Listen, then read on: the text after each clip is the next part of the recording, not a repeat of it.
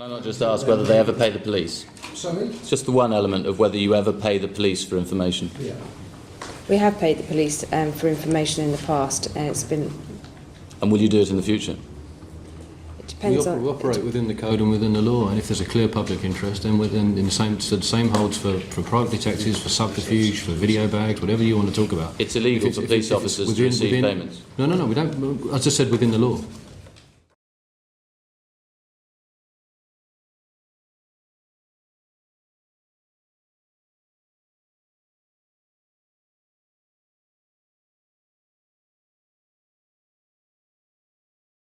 You can assure us, therefore, that in future there will be checks in place that senior reporters, however experienced, who suddenly produce stories, will be required to give undertakings that there have been no breaches of the code. I cannot. Anything that can make the new regime there more rigorous, we will do. But we are running aggressive newspapers. And the job of them, as I said earlier, most of the time is to find out information that other people don't want them to find out. And you carried out a full, rigorous internal inquiry, and you are absolutely convinced that Clive Goodman was the only person who knew what was going on. Yes, we have, and I believe he was the only person, but that investigation under the new editor continues.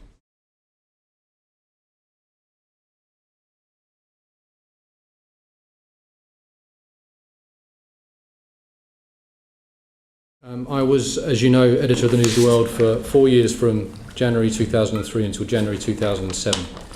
During that time, I never condoned the use of phone hacking, and nor do I have any recollection of incidences where phone hacking took place.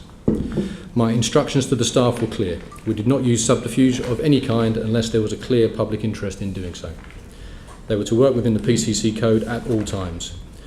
Things went badly wrong under my editorship of the News of the World. I deeply regret it. I suspect I always will.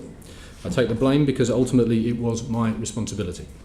And I'm not asking for any sympathy. I suspect I'm unlikely to get any today. But when I resigned, I gave up a 20-year career with News International, and in the process everything that I'd worked towards from the age of 18. But I think it's right that when people make mistakes, they take responsibility. And that is why I resigned.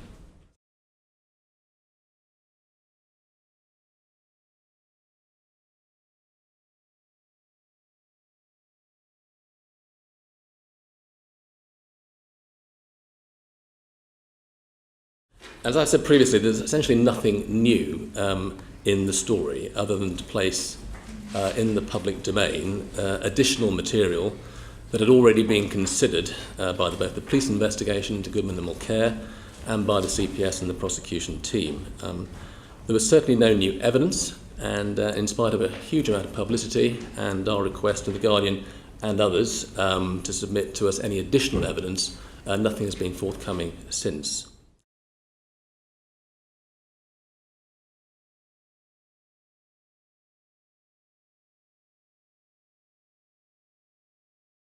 What did you do about the fact that there appeared to be two documents which suggested that others beside Clive Goodman were involved?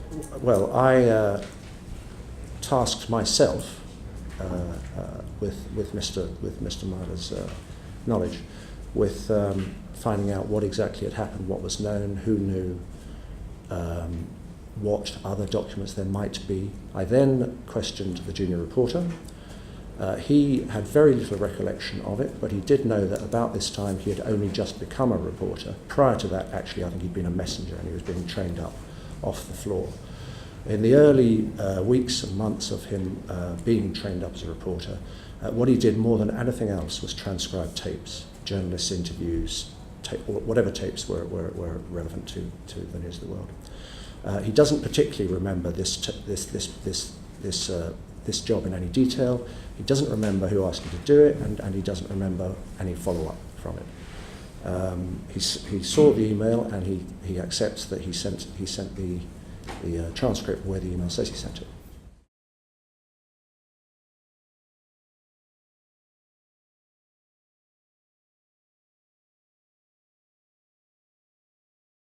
Chairman and Chief Executive Officer Rupert Murdoch, owner of the News of the World, Fox News and a global broadcasting empire, has finally spoken on the subject of alleged phone tapping by his journalists. all around the country and certainly here in New York is that the News of the World, a News Corporation newspaper in Britain, used... I'm not talking about that issue at all today. I'm sorry. Okay, no worries, Mr. Chairman. That's fine with me. I'm too far removed out of here. Okay. I'm sorry. That's all right, sir.